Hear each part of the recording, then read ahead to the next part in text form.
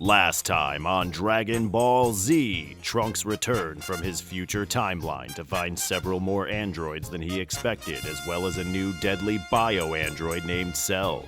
After Goku nearly succumbed to his heart virus, androids 17 and 18 make short work of the rest of the Z fighters, but ultimately prove disinterested in killing them. As our heroes begin to regroup and try to come up with a plan, Goku wakes up offering one. He takes Gohan, then finds Vegeta and Trunks, offering news of a special room on Kami's Lookout where an entire year of training can be accomplished in just one day. Goku plans to enter with Gohan, but Trunks has another idea. The student becomes the teacher. What if Trunks trained Gohan?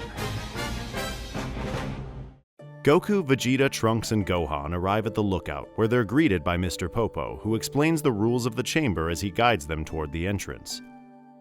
Only 2 of you may enter the room at a time. 1 year inside is the equivalent of 1 day outside. But be warned, you may only spend a maximum of 2 years in the chamber. 1 second longer and the door will vanish, trapping you inside forever. Who's going to enter first? If it's all right with everyone here, I'd like to go in with Gohan. In my time, he was the only teacher I ever had, and he didn't have anywhere near as much training as this Gohan does. Everything I know, I learned from him, and I have more experience fighting the androids than any of you. I think training with him will provide a tactical advantage against them. Quiet down, boy! I've got a score to settle with the blonde one. No! I've lost everything to them. I've got a score to settle.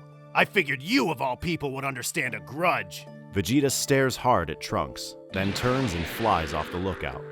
I guess that's a yes. Goku walks over to Gohan and puts a hand on his shoulder. You're going to do great, son.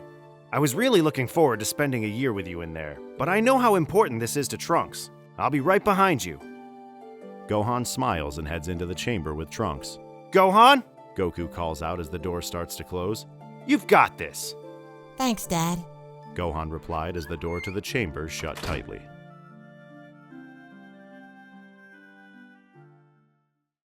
Trunks entered the main room of the chamber, with Gohan following close behind him, but unable to see the near panic on Trunks' face.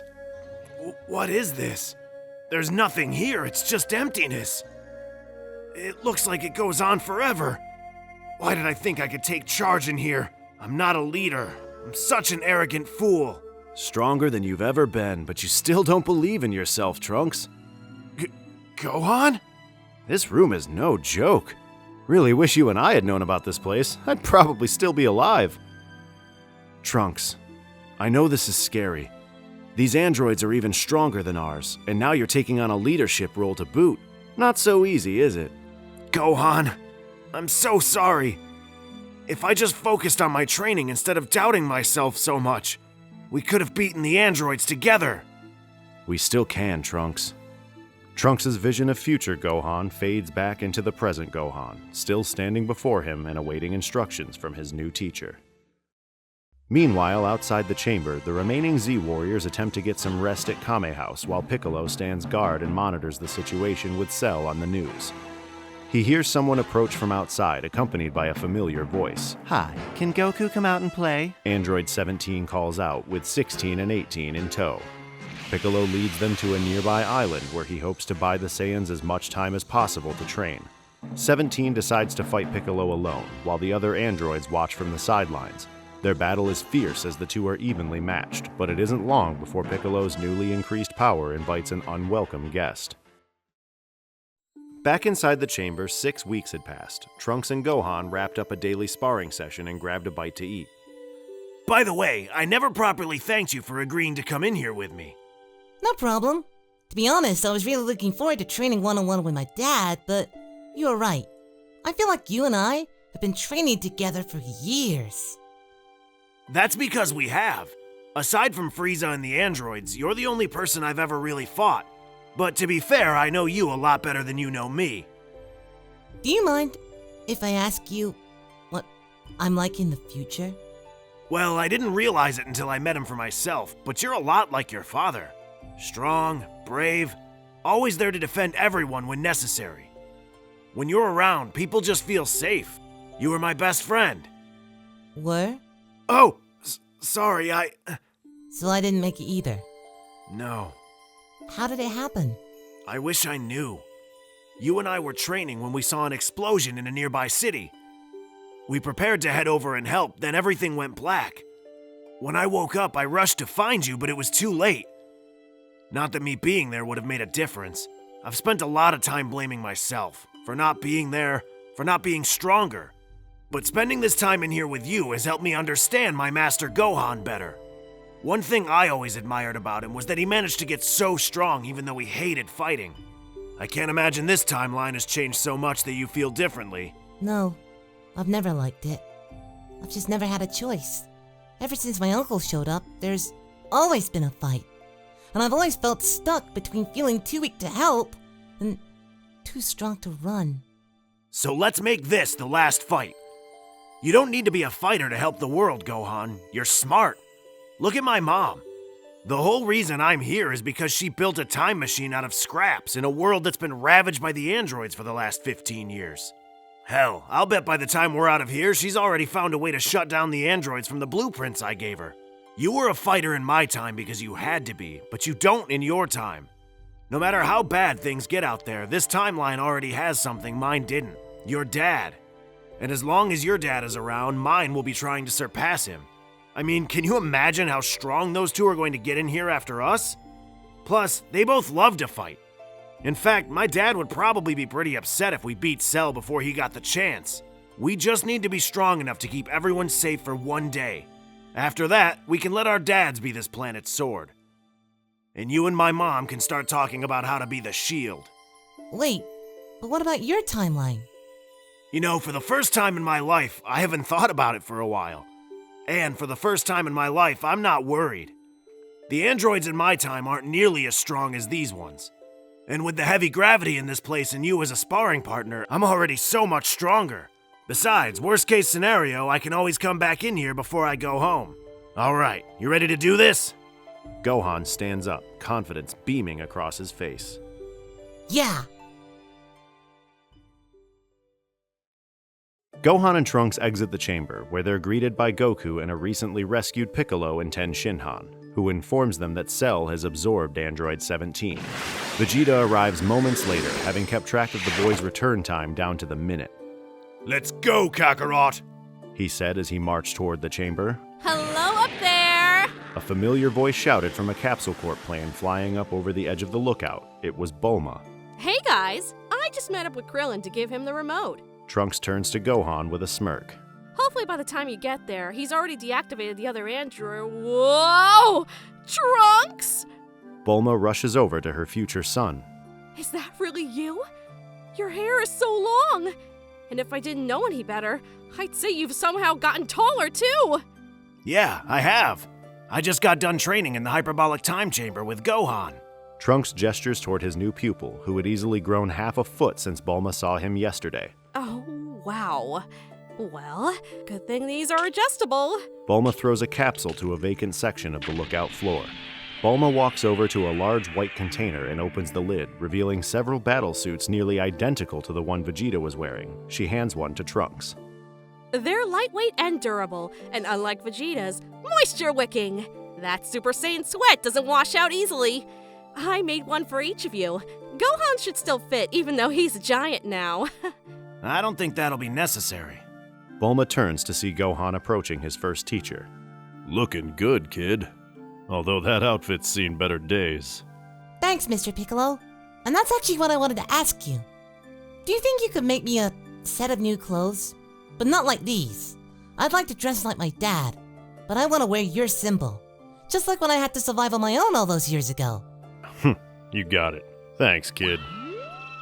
Can we stop wasting time? Vegeta storms toward the chamber door. Every second we spend playing dress-up is 6 minutes we aren't in there training. Let's get a move on, Kakarot! Goku looks back at Vegeta with an awkward smile on his face as he tries to squeeze into his new battle suit. Hang on, Vegeta. Don't you have anything to say to your son? Maybe, I don't know, some fatherly words of encouragement? Vegeta stared coldly at Trunks. Try not to get yourself killed. You might be half Earthling, but you're also Saiyan royalty. Try having a little pride in that. Vegeta rips open the door to the time chamber and walks inside. Goku follows close behind him, hopping on one foot, trying to squeeze into his last boot. You've got this, boys! See you tomorrow! Proud of you, son! The door to the chamber closes tightly. Gohan and Trunks say their goodbyes and fly off toward the battlefield. Android 18! Having narrowed down the location of Android 18, Cell begins destroying a series of islands one by one in search of her, using just enough power to destroy the islands but leave her intact. Before long, only one possible island remains. Suddenly, Cell senses two strong and familiar energy signatures closing in fast. Gohan and Trunks arrive simultaneously, a fierce look on each of their faces. Huh, is that you, Trunks? Cell asked, already knowing the answer. And honestly, if I didn't see him minutes ago, I'd assume you were Goku. The apple really doesn't fall far from... He doesn't finish his sentence before Trunks kicks him in the face, sending him flying backwards. Cell regains his composure just in time for an overhead strike from Gohan, sending him hurtling downward and crashing onto the island below. A muffled scream of frustration is heard from the rubble, just before Cell blasts back up into the sky to face his two opponents again. The two young Saiyans float side by side in front of him, poised and ready for their next attack. You two really are impressive, but 2 against 1 hardly seems fair. A look of anger washes over Trunks' face as he envisions the androids from his time. You're right, it's not. He looks over at Gohan, who nods in acknowledgement as they transform into Super Saiyans.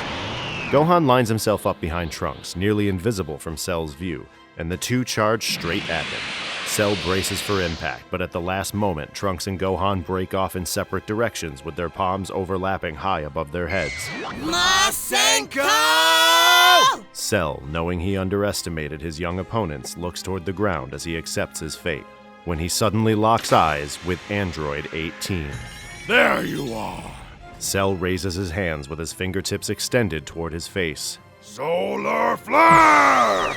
Trunks and Gohan, left completely open, are immediately and severely blinded by Cell's borrowed technique. Wasting no time, Cell charges 18, punches her hard in the stomach, and devours her. Cell's power begins to skyrocket. The entire planet shakes as his body evolves into its final, perfect form. Trunks, unable to see a thing, is forced to listen as his worst fears come to pass. It's too late. His vision slowly starts to return as the culmination of every nightmare he's ever had stands before him. The androids Trunks warned us about are gone, and they have left something far worse in their wake.